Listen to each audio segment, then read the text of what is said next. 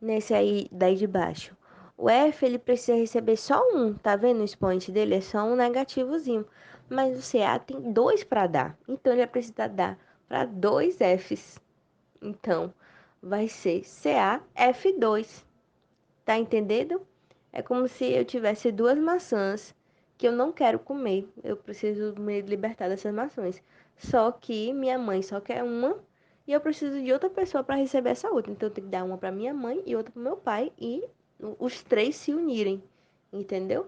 Então todas as vezes que eu for escrever a fórmula, você vai ter que ir lá na tabelinha, ver, vem cá, onde é que tá esse elemento na tabela para eu ver quantos elétrons tá faltando ou tá sobrando, né? Primeiro, se ele é um cátion ou se ele é um ânion. Ele tem três. E eu tenho que combinar com esse outro. Esse outro recebe quanto? Esse recebe um, esse recebe dois, esse recebe três. Entendeu? E assim você escreve sua fórmula. É bem facinho. E mais uma vez, outra exceção. Vai anotando. Vamos falar do hidrogênio. Então, o hidrogênio ele tá lá isolado, menino. Lá em cima, número um. Então, ele é na ligação iônica, o hidrogênio ele apresenta carga negativa, mas ele não é um metal, viu, gente? Pelo amor de Deus. Então, é isso. Quando você for fazer questões relacionadas à ligação iônica, o hidrogênio ele vai ser vai se comportar, né, apresentando carga negativa. O íon H+, ele é chamado de íon hidreto. Então, recapitulando, ligação iônica relativa ao grupo 1, substâncias que conduzem a corrente elétrica no estado líquido, mas não no sólido. E um lembrete: estabilidade não deve ser confundida com neutralidade elétrica. São coisas diferentes. Além disso, como eu falei quando a gente estava falando do nosso exemplo, né, do NaCl, um composto iônico ele apresenta íons fortemente unidos devido à atração entre as cargas elétricas de sinais opostos, dos cátions e dos ânions, né? Então, eles estão presentes no retículo cristalino.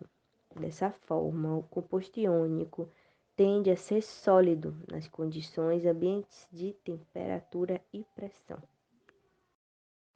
Agora vamos falar de ligação covalente. Enquanto na ligação iônica nós tínhamos um elemento querendo dar um elétron e o outro querendo receber, e aí ficava tudo fechação, tudo ótimo para os dois. Na ligação covalente nós temos dois elementos químicos que precisam receber elétrons. E aí, como é que a gente faz? Então, nesse caso, há o compartilhamento de elétrons, né? Então, vamos para o nosso exemplo. Vamos examinar o caso da substância Cl2. Como a gente viu no exemplo do NaCl, o cloro precisa de mais um elétron só para adquirir a eletrosfera semelhante à de um gás nobre. Então, eles se unem, uma vez que eles só precisam de um elétron só a mais. Então, mais um átomo de cloro já basta. Onde vocês estão vendo aí pela imagem, esse é outro tipo de representação. Acredito que para ligação covalente essa seja melhor, né? Diferente da ligação iônica, onde eu botava K, L separado apenas com uma numeração. Acredito que esse desenho você consiga entender melhor. Então, essas bolinhas brancas, elas são os elétrons da camada de valência.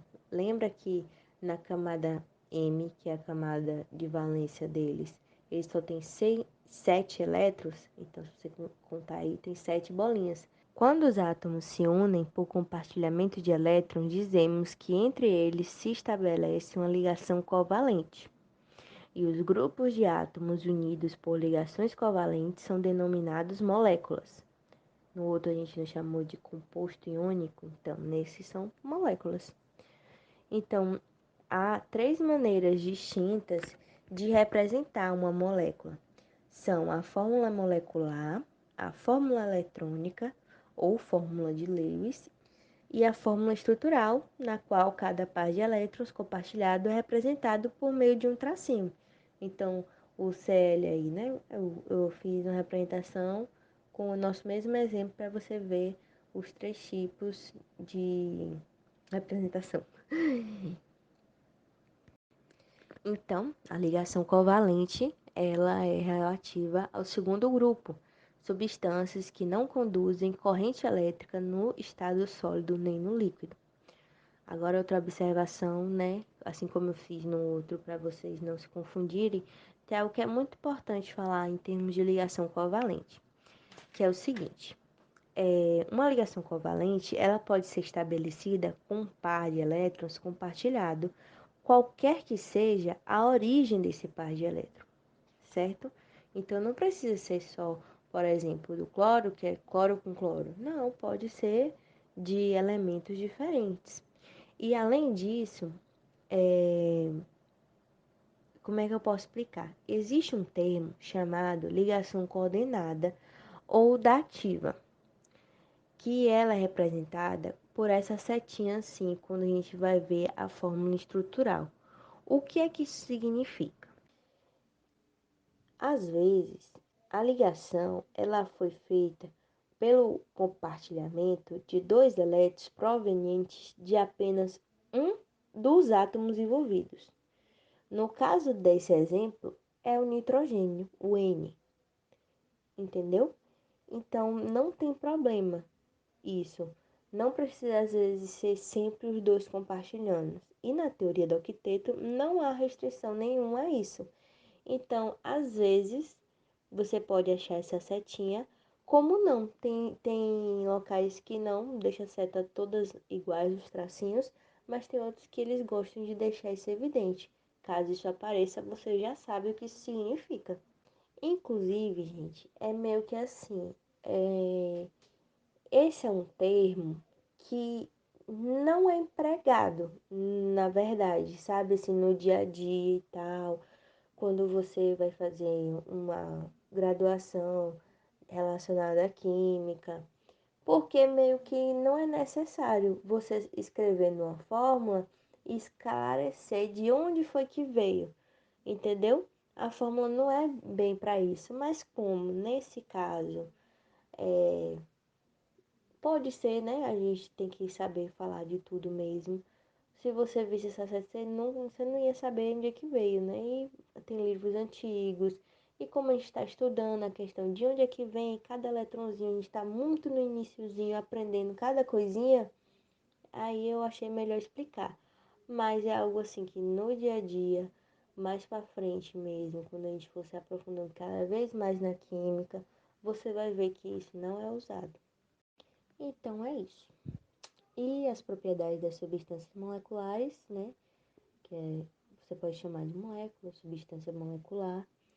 Elas são formadas pela união de átomos de não metais, incluindo o hidrogênio. Elas apresentam ponto de fusão e de ebulição relativamente baixo e não conduzem corrente elétrica nos estados líquido ou no sólido, novamente. Algumas substâncias moleculares são gasosas nas condições ambientes, outras são líquidas e outras são sólidas. Por último, nós abordaremos a ligação metálica e o modelo do mar de elétrons. Então, uma vez que os metais são bons condutores de corrente elétrica, é de se esperar que eles possuam em sua estrutura elétrons livres para se movimentarem.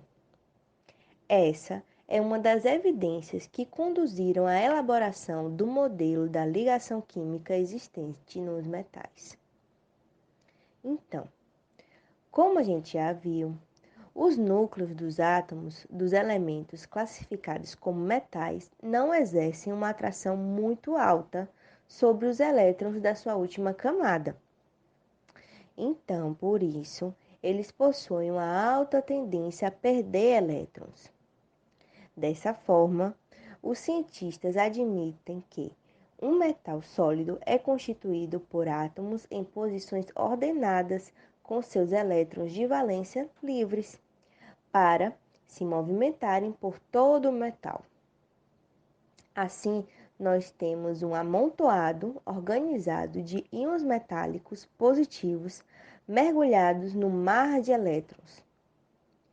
Esse é o chamado modelo do mar de elétrons, que explica a condutividade elétrica dos metais, como a gente pode ver nesse videozinho aí que eu separei para a gente entender um pouco sobre como seria esse mar de elétrons. Foi o mais próximo a gente conseguir achar para explicar como seria, ainda mais com essas ondinhas, né? Eles fazendo essas bolinhas como a gente já está acostumado, representando os elétrons. E é meio que isso. Os elétrons eles ficam soltos, com a livre movimentação por todo o metal. Então, como a presença dos elétrons entre dois átomos os mantém unidos numa ligação covalente, é a presença do mar de elétrons que mantém os átomos metálicos unidos. É um tipo de ligação química que é denominada ligação metálica. Mas, por exemplo, num pedaço de metal, os átomos não se encontram com um octeto completo. Então, a gente pode dizer que a regra do octeto não é satisfatória para explicar a ligação metálica. Porque nesse caso a gente não vai fazer todo aquele cálculo de quanto é que está faltando, quanto é que está sobrando, está compartilhando, está doando, está recebendo. Não. Aí é só um mar de elétrons mesmo. Se a gente levar em conta, por exemplo, um pedaço de ferro, ele deveria ser representado por FeN, né? Fe2, Fe1, né? Como a gente estava vendo nos outros tipos de ligação, em que N representaria o número de átomos de ferro. Só que ele seria muito grande num pedaço de ferro, se a gente fosse colocar esse número. Então, para simplificar, a representação de um pedaço de metal é apenas o símbolo do elemento. Por exemplo, um pedaço de ferro é Fe e ponto. Entenderam? Outra coisa importante que a gente tem que falar é que não existe só, por exemplo, o ferro puro. Nós temos também as ligas metálicas. As ligas metálicas são misturas de dois ou mais elementos, sendo que a totalidade, ou pelo menos a maior parte dos átomos presentes, é de elementos metálicos, como por exemplo, o ouro 18 quilates, que é uma liga de ouro com cobre, né? Ou pode ser prata também. O bronze é uma liga de cobre e estanho. O latão é uma liga de cobre e zinco. Então, é isso. Há essas misturas de metais, mas é dessa forma que a gente representa. E como a gente viu na nossa primeira apostila, eu vou só dar uma relembrada. Quais são as propriedades das substâncias metálicas? Ela tem um brilho característico, uma alta condutividade térmica e elétrica, altos pontos de fusão e de ebulição, maleabilidade, ductibilidade e resistência à tração. Então, só para a gente fechar a ligação metálica, ela é referente ao nosso terceiro grupo que a gente viu no início, substâncias que conduzem a corrente elétrica tanto no estado líquido como no sólido. Agora, para a gente fechar essa apostila, vamos fazer uma comparação entre as substâncias iônicas, covalentes e metálicas, beleza? Vamos explicar a diferença do comportamento desses três tipos de substância quanto à condutividade elétrica, que é, acho que, a característica mais importante nessa diferenciação. E como é que a gente pode entender melhor assim, né? Porque a gente viu separadinho, agora a gente vai entender por que um conduz, por que o outro não conduz. Vamos dar uma olhadinha assim de fora. Por exemplo, né? Vamos começar pelas metálicas, substâncias metálicas. Elas conduzem corrente elétrica no estado sólido graças a seus elétrons livres. Então, quando eles passam para o estado líquido, ou são fundidas ou derretidas, né? Sofrem fusão, os elétrons continuam livres para conduzir corrente elétrica. Então, eles vão conduzir corrente elétrica. Agora, as moléculas. Moléculas, se você lembrar, são referentes às ligações covalentes, né? Elas não possuem carga elétrica. Então, elas são eletricamente neutras. Não tem íon solto, ela não tem mar de elétrons. Elas são eletricamente neutras. Então, as substâncias moleculares não apresentam cargas livres e, portanto, são incapazes de conduzir corrente elétrica. A exceção a isso é se uma substância molecular estiver no estado gasoso e a uma pressão muito baixa e submetida a uma voltagem muito alta. Então, assim, é um caso muito específico, mas no geral, para as questões de concurso ou qualquer tipo de comparação, tem-se que substâncias moleculares não conduzem corrente elétrica, ok? E por último, os íons, as substâncias iônicas. Os íons são entidades possuidoras de carga elétrica, certo? Então, eles não são eletricamente neutros. Então, as substâncias iônicas conduzem a eletricidade no estado líquido, pois, nessas circunstâncias, os íons que as constituem não estão presos no retículo cristalino, mas livres para se movimentarem e conduzir essa corrente. No entanto, no estado sólido, ao contrário, as substâncias iônicas não conduzem a corrente elétrica porque os íons não se encontram livres para se movimentarem. No estado sólido, esses íons estão presos e travados no lugar, formando o retículo cristalino iônico. Beleza? Então foi isso. Essa foi a nossa quarta apostila referente a ligações químicas. Vejo vocês na próxima.